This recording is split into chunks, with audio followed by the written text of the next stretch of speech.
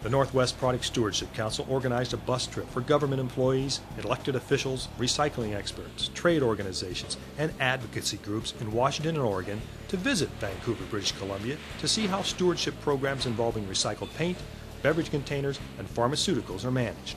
One of the key advantages to product stewardship and establishing it here in the Northwest is it takes the burden off of local governments, which really have nothing to do with how a product is produced or what's in it. So by having product stewardship systems put in place, you put it back into the realm of commerce. So it's the producers, the retailers, the consumers that are buying those products. One of the challenges for local governments is figuring out how to pay for the services that are needed to handle all of these products, all this product waste. So in some cases, it's expensive for us. In other cases, we just can't do it. So either way, it's much better to move that back into the chain of commerce.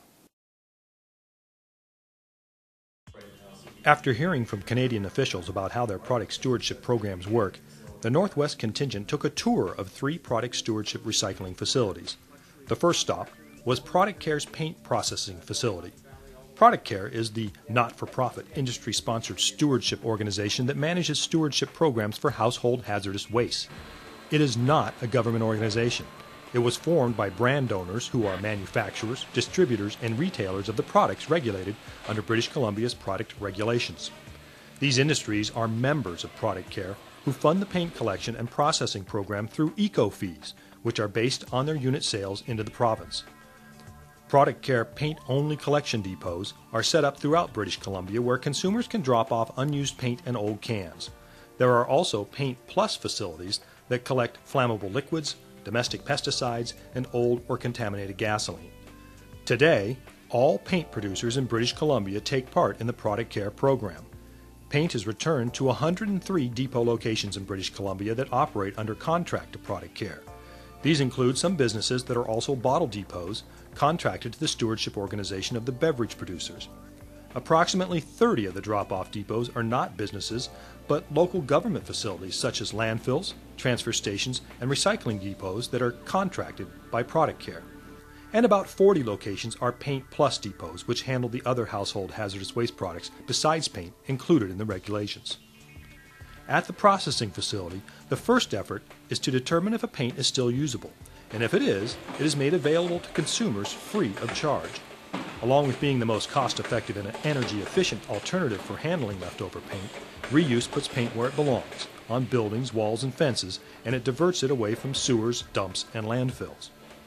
Leftover paint is given away on an as-is, as-available basis. The rest of the paints are removed from their cans. The cans are recycled for their metal or plastic value. In 2005, 729 tons of metal and 75 tons of plastic containers were recycled. The unwanted paint has several different potential uses, including reprocessing leftover latex and alkyd paints into paint and coating products. Latex paint, as raw material, incorporated in the manufacture of recycled concrete and in the manufacture of Portland cement. Solvents are extracted from alkyd paints. The recovered solvent is then used in other processes such as asphalt production. And in energy recovery, due to the high solvent content of alkyd paints are suitable for energy recovery. None of the paint products are disposed of in landfills. Now, it's kind of a messy job. Chances are good you have some paint splatters on your clothes if you work here, but the program is effective, and as Product Care President Mark Kirshner explains, it's paid for by the eco-fees paint manufacturers pay to Product Care. Eco-fees are based on the manufacturer's unit sales, and they are passed on to the consumer. The eco-fee may be shown separately from the product price, or it may be included in the product price. The eco-fee is taxable, as it is considered to be a part of the price of regulated products. No part of the eco-fee itself is remitted to the government.